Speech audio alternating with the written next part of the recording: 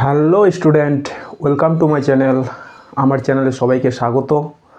আজকে আমরা শুরু করব ক্লাস 11 সেমিস্টার 1 এর ফিজিক্স এর এমসিকিউ সমাধানের ক্লাস। আজকে আমরা করছি ছায়া প্রকাশনীর যে বিশেষ সংযোজনী বইটি আছে সেখান থেকে বৃত্তীয় গতি অধ্যায়ের এমসিকিউ সমাধানের পার্ট 2। চলো তাহলে আমরা শুরু করছি আজকের ক্লাস। আজকে আমরা করব কোশ্চেন নম্বর 12 থেকে। একটি কণা মাটির উপর দিয়ে না পিছলে গড়াচ্ছে। চাকার উপর অবস্থিত একটি বিন্দু পি মাটির সংস্পর্শে আছে।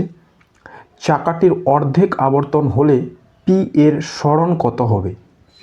দেখো, এখানে বলা হয়েছে না পিছলে গড়াচ্ছে। এটা কিন্তু পিওর রোলিংয়ের কেস। তোমাদের আশা করি এতদিন পর্যন্ত পিওর রোলিং এর যে কনসেপ্ট, মানে দৃঢ় বস্তুর গতি অধ্যায়ে যেটা দেওয়া আছে সেটা তোমরা সবাই পড়ে নিয়েছো।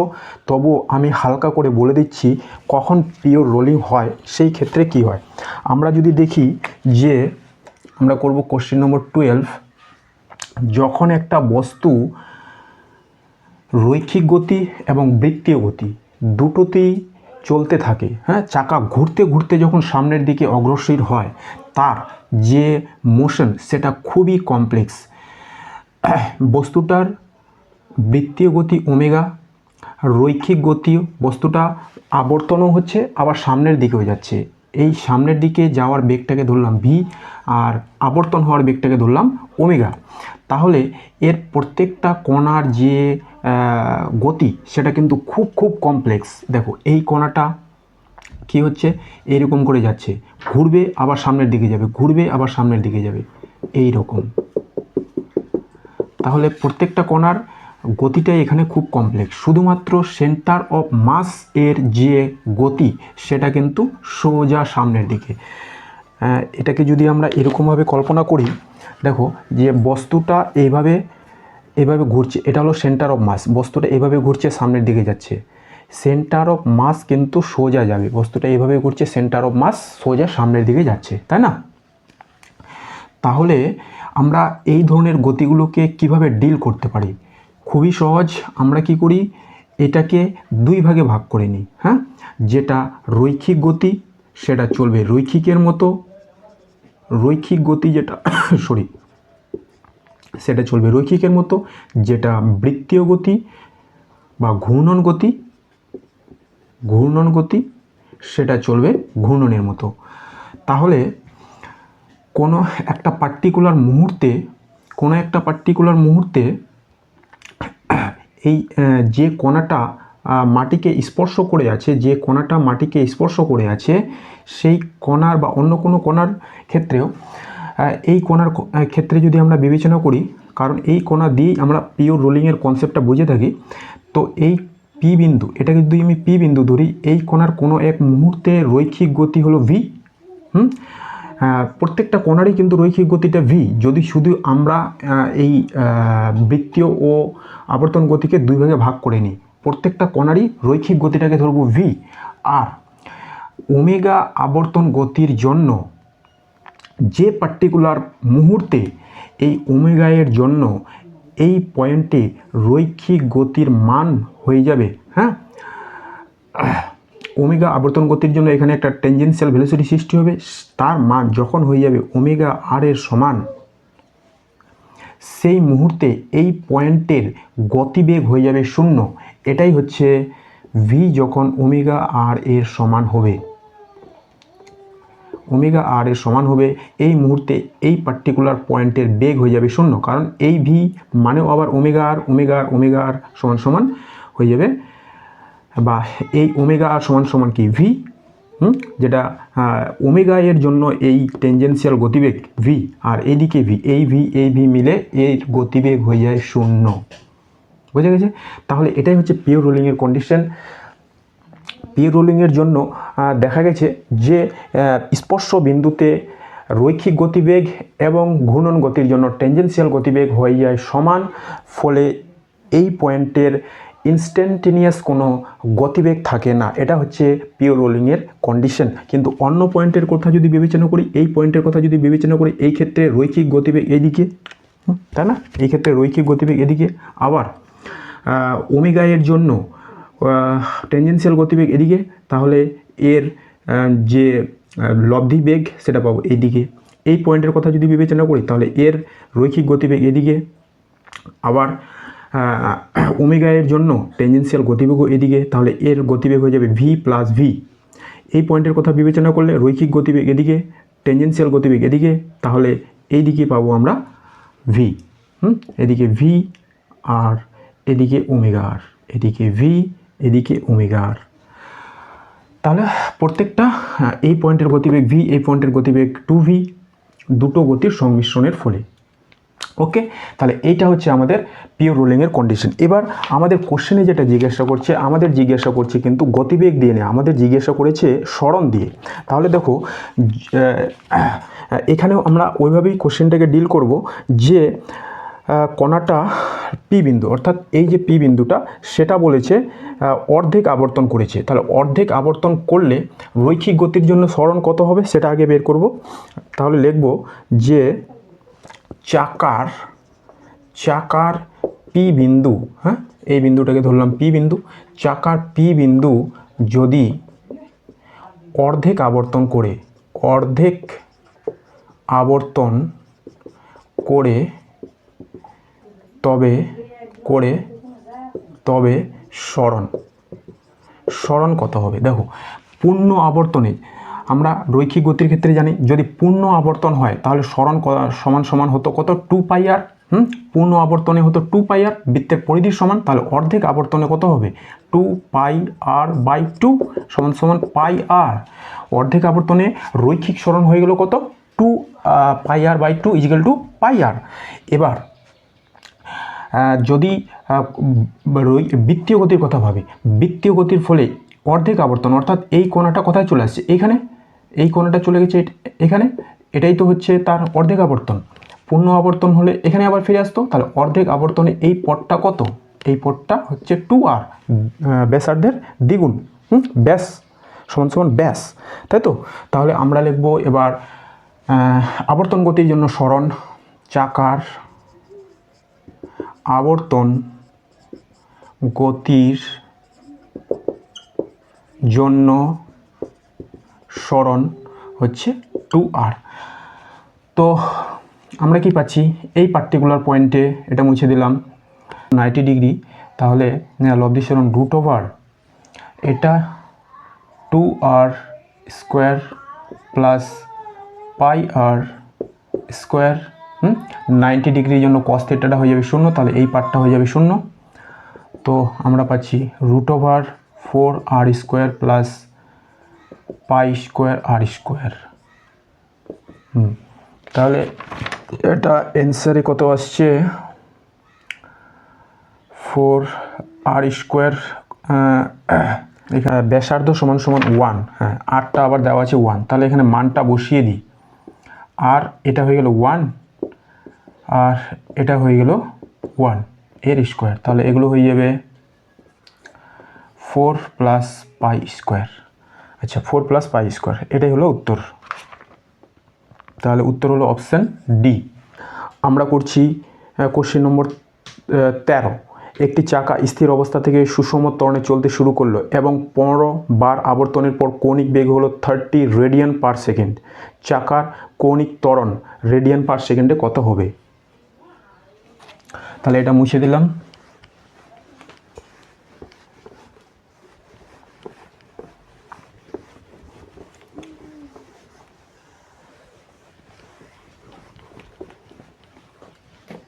এখানে বলা হয়েছে যে সুষম ত্বরণে, তাই তো, স্থির অবস্থা থেকে। আচ্ছা স্থির অবস্থা থেকে হলে ω1 কত হয়, 0। আবার চাকাটা কতবার আবর্তন করেছে, আর ω2ও দেওয়া আছে, ω2 30, ω2 হচ্ছে 30 রেডিয়ান/সেকেন্ড, ω2 দেওয়া আছে 30 রেডিয়ান/সেকেন্ড। চাকাটি কি করেছে, 15 বার আবর্তন করেছে, তার মানে থিটা আমরা বের করতে পারবো, থিটা 15 × 2π এত রেডিয়ান। চাকার কৌণিক ত্বরণ কত, চাকার কৌণিক ত্বরণ, আচ্ছা আর সময়টা, হ্যাঁ রেডিয়ান/সেকেন্ড দেওয়াই আছে। আচ্ছা তাহলে আমরা কি ব্যবহার করব, omega 2 square is equal to omega 1 square plus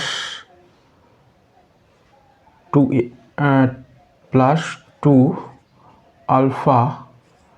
alpha theta, তাই তো? এখান থেকে আমরা বের করব আলফাটা।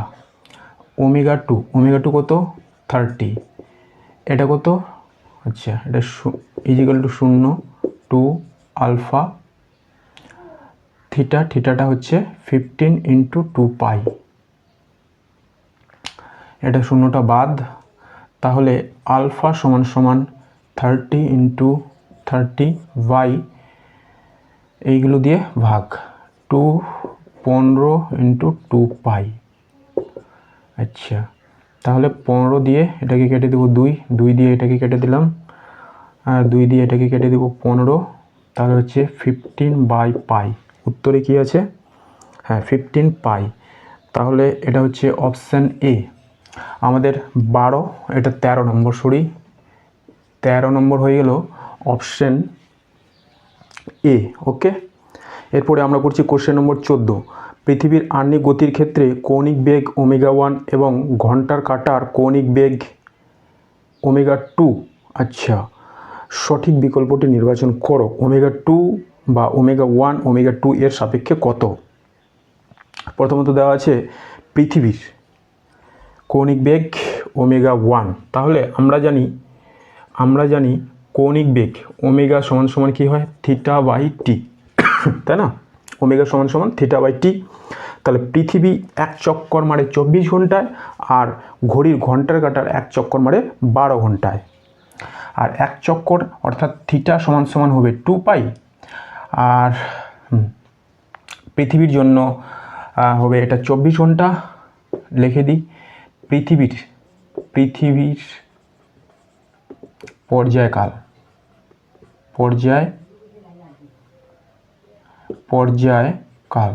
পৃথিবীর পর্যায়কাল টি সমান সমান 24 ঘন্টা, আর ঘন্টার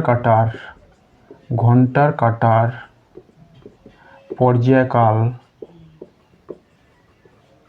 পর্যায়কাল টি ইজিক্যাল টু 12 ঘন্টা।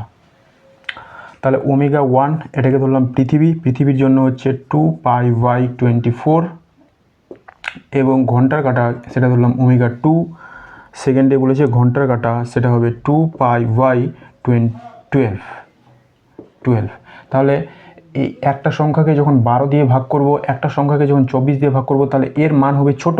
হ্যাঁ, তাহলে omega 1 less than omega 2, omega 2টা বড়, ওমেগা 1টা ছোট, তাই তো? তো আবার দেখতে পাচ্ছি এর ডাবল দিয়ে এটাকে ভাগ করা হয়েছে, তাই না? তাহলে এ বড় তো বের হবেই, কিন্তু এর দ্বিগুণ বের হবে।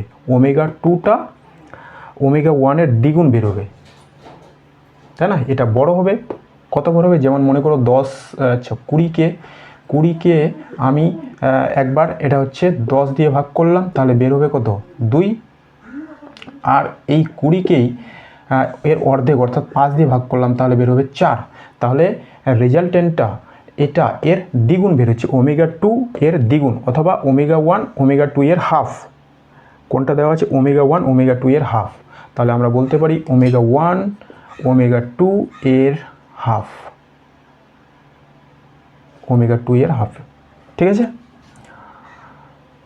বা ওমেগা 1 বাই ওমেগা 2 করেও আমরা করতে পারতাম। দেখি কি হয়। ওমেগা 2টা আগে বসাচ্ছি, ওমেগা 2টা বড়, তো তাহলে omega 2 by omega 1 is equal to omega 2টা কত? এটা 2 পাই বাই 12, আর ওমেগা 1টা কত? 2 পাই বাই 24। তাহলে এটা সোজা করে দিই, 2 পাই বাই 12 ইন্টু 24 বাই 2 পাই, এটা উল্টে যাবে 2 পাই। তাহলে এটা কেটে যাবে, এটা হলো 2। তাহলে এখান থেকে আমরা পাচ্ছি,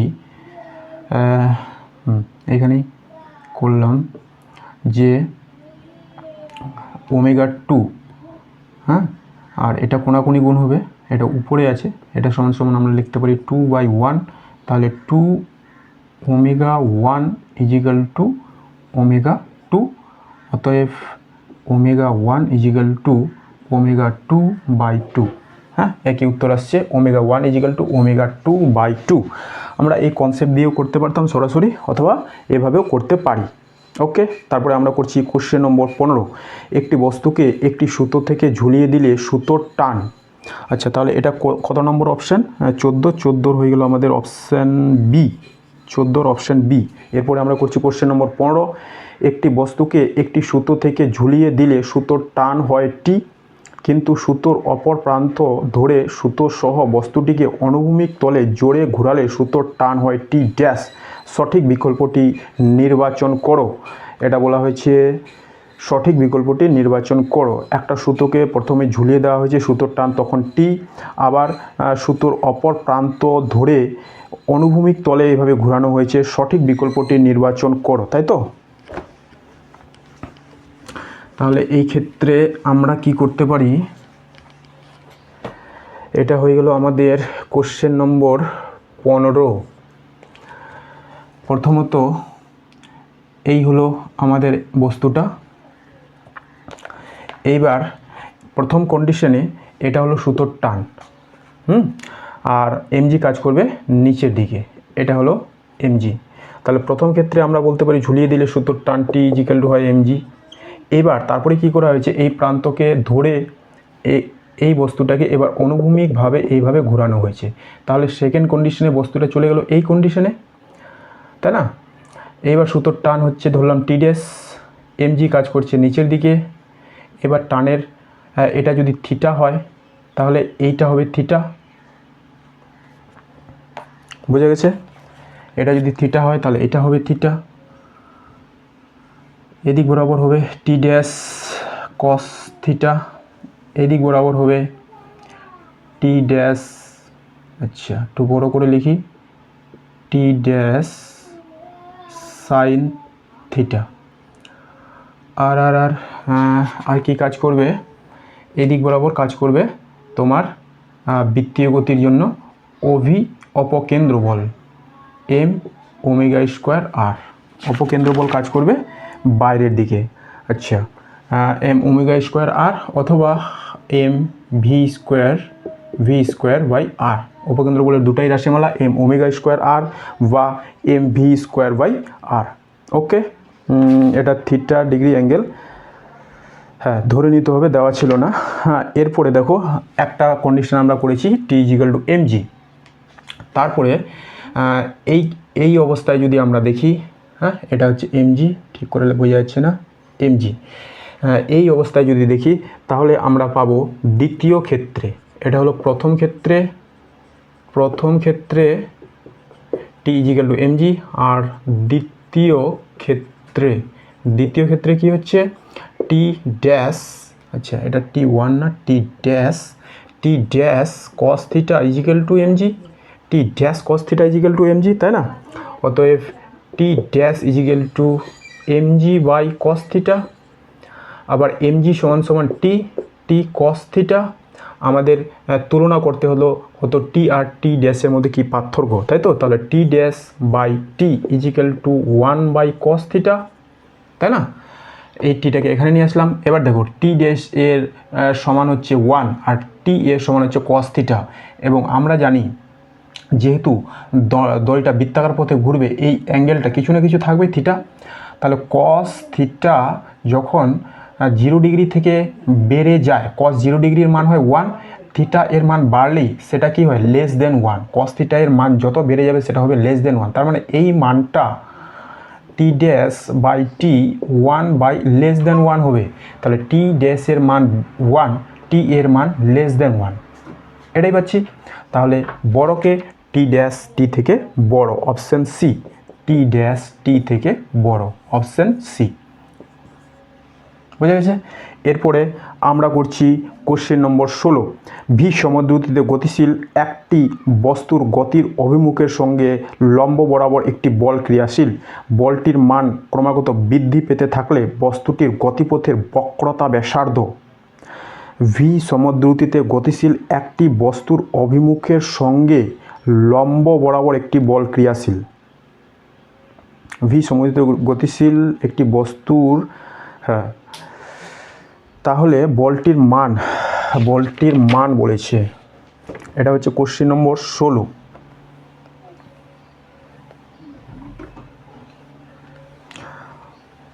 বোর্ডটা ক্লিয়ার করে দিলাম।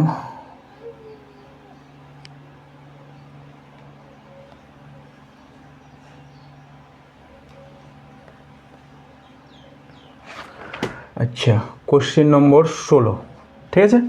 তাহলে দেখো এই কোশ্চেনটা কি বলেছে, যে ভি সমদ্রুতে একটি বস্তুর গতির অভিমুখের সঙ্গে লম্ব দিকে একটি বল ক্রিয়া করেছে, তাই না। বলটির মান ক্রমাগত বৃদ্ধি পেতে থাকলে একটা বল মনে করলাম কাজ করছে, বস্তু এদিকে গতিশীল, আর একটা বল কাজ করছে তলের বাইরের দিকে, এরা পরস্পর লম্ব, এই বরাবর বা এই বরাবরই বলটা, এই বরাবর বলটা কাজ করছে। তাহলে দেখো যে যখনই বা আমরা এটাকে মনে করতে পারি অভিকেন্দ্র বল, ঠিক আছে। অভিকেন্দ্র বলটার কথাই ধরলাম। বস্তুটা এই বরাবর কাজ করছিল, একটা বল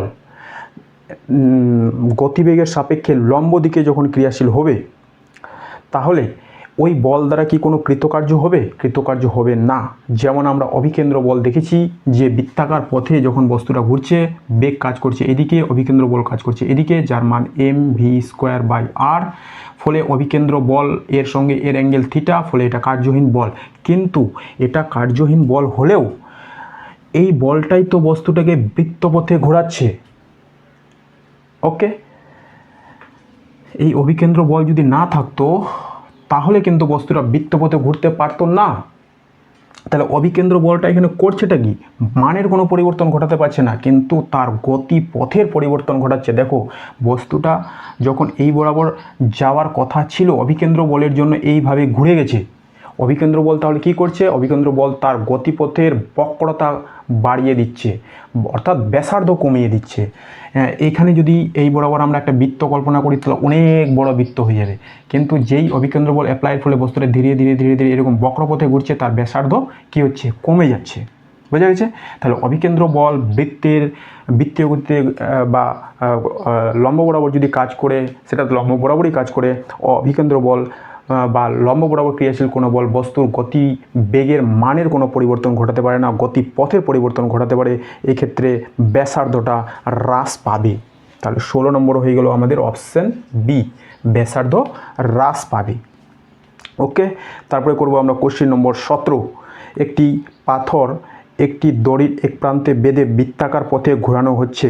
যদি হঠাৎ দড়িটি ছিঁড়ে যায় তাহলে পাথরটি কোন দিকে ছিটকে যাবে? একদম ইজি কোশ্চেন। আমরা জানি যে যেই হঠাৎ দড়িটি ছিঁড়ে যাবে, বস্তুটা তার বেগের যে অভিমুখ সেই দিক বরাবর ছিটকে যাবে। ঠিক আছে, এই হচ্ছে আমাদের ছবি। এটাকে দড়ি বেঁধে একটা বস্তুকে ঘোরানো হয়েছে, তাহলে প্রত্যেক মুহূর্তে বেগের অভিমুখ কী হয়? এই বরাবর স্পর্শকের দিকে। তাহলে এই দড়িটা ছিঁড়ে গেলেই বস্তুটা সাটাক করে উপরের দিকে ছিটকে চলে যাবে। তাহলে এটা হবে অপশান বি, 17 নম্বর অপশান বি, স্পর্শক বরাবর ছিটকে যাবে। তারপর আমরা করছি কোশ্চেন নম্বর 18। আহ্নিক গতির ক্ষেত্রে পৃথিবীর কৌণিক বেগ কত হলে নিরক্ষীয় অঞ্চলে অবস্থিত কোনো বস্তুর বর্তমান ওজনের অর্ধেক হয়ে যাবে? আহ্নিক গতির ক্ষেত্রে পৃথিবীর কৌণিক বেগ কত হলে নিরক্ষীয় অঞ্চলে অবস্থিত বস্তুর ওজন বর্তমান ওজনের অর্ধেক হয়ে যাবে?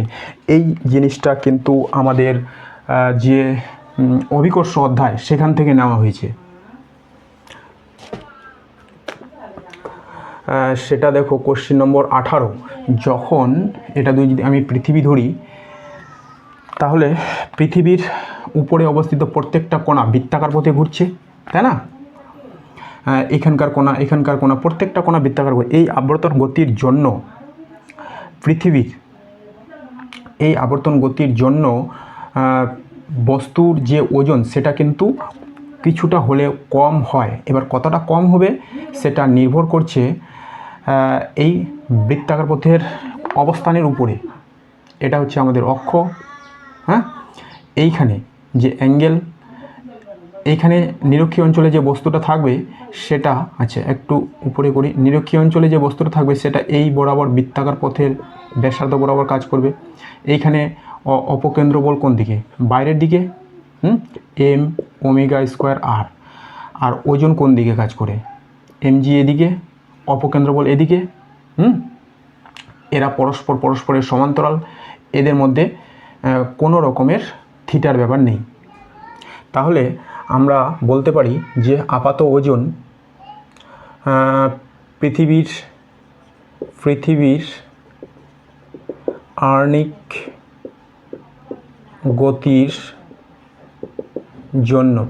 আণবিক গতির জন্য নিরক্ষীয়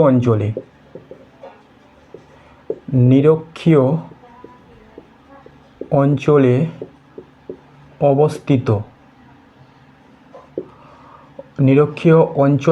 অবস্থিত বস্তুর আপাত ওজন, বস্তুর প্রকৃত ওজন mg পৃথিবীর কেন্দ্রের দিকে কাজ করবে, আর যেহেতু বস্তুটা বৃত্তাকার পথে ঘুরবে তার জন্য অপকেন্দ্র বল কাজ করবে এই বরাবর বাইরের দিকে, তাহলে আপাত ওজন হয়ে যাবে mg minus m omega square r। এইবারে আমাদের ক্যালকুলেটিভ পার্ট, তাহলে ক্যালকুলেটিভ পার্টে কী করব সেটা হচ্ছে কোশ্চেন নম্বর 18 তো mg minus omega square r। এখানে আমাদের কি বের করতে বলেছে, হ্যাঁ আপাত ওজন এটা তো বলেছে এই আপাত ওজনটা এই mg এর অর্ধেক হয়ে যাবে, তার মানে প্রশ্নানুযায়ী আমরা লিখতে পারি এই আপাত ওজনটা কত হবে 0.5 mg is equal to mg minus m omega square r। 0.5 mg is equal to mg minus m omega square r। বুঝে গেছে? এবার আমরা বের করব এই ওমেগাটা, তাহলে একটু ক্যালকুলেশনটা আগেই করে নিই। এটাকে এদিকে নিয়ে আসলাম, এটাকে ওদিকে নিয়ে গেলাম, তাহলে হচ্ছে m omega square r is equal to mg minus 0.5 mg। তাহলে এটা মাইনাস করলে কি হবে 0.5 mg হবে, 0.5 mg। এবার আমরা বের করব কোনটা ওমেগাটা, তাই তো? তাহলে ওমেগা স্কোয়ার পৃথিবীর ব্যাসার্ধ এই আরটা, তাহলে এটাকে ক্যাপিটাল আর দিলাম, এই এম কেটে যাবে, সমান সমান 0.5 g। আর আমরা বের করব ওমেগা সমান সমান √0.5 g বাই r। তাহলে এটা এবার সবগুলো বসাই দিই, 0.5 g এর মান 9.8, তারপরে আর হচ্ছে 64.10⁵। এটা ক্যালকুলেশন করলে আমাদের যেটা বের হবে 7 × 10⁻³ রেডিয়ান পার সেকেন্ড। এটা কোন অপশানে আছে? এটা হচ্ছে অপশান সি। তাহলে দেখো বস্তুটা যখন নিরক্ষীয় অঞ্চলে থাকবে তার যে আপাত ওজন বলেছে হ্রাস হয়ে যাবে, তার জন্য গতিবেগটা বের করলাম। আচ্ছা, যদি বস্তুটা অন্য কোনো পয়েন্টে থাকতো, এখানে যদি থাকতো, তাহলে কি বস্তুর ওজনের সঙ্গে এটা মাইনাস করতে হতো না? তাহলে কিন্তু এতটা মাইনাস করতে হতো না। তাহলে বস্তু যদি এই বরাবর বৃত্তপথে ঘুরতো না, এই বরাবর বৃত্তপথে ঘুরতো, তাহলে এর ওজন কাজ করতো এই বরাবর, এটা হলো mg। আর অপকেন্দ্র বল কাজ করতো এই বরাবর m ওমেগা স্কোয়ার r। ফলে এদের মধ্যে mg এর অপর দিকে যে এই অ্যাঙ্গেলটা যদি আমরা থিটা ধরি, এর এই যে উপাংশটা তার জন্য বস্তুর ওজনটা কমে যেত, সেটা হতো কি m omega square r cos theta. তখন বস্তুর আপাত ওজন হতো mg minus m omega square r cos theta. তখন বস্তুর আপাত ওজনকে f ড্যাশ ধরলে সেটা হতো mg minus m omega square r cos theta. Okay, তাহলে ঠিক আছে বন্ধুরা, আজকের মতো এই ক্লাসটি আমি এখানেই শেষ করছি। বাকি যে পার্ট আমি চেষ্টা করছি খুব তাড়াতাড়ি আপলোড করে দেওয়ার।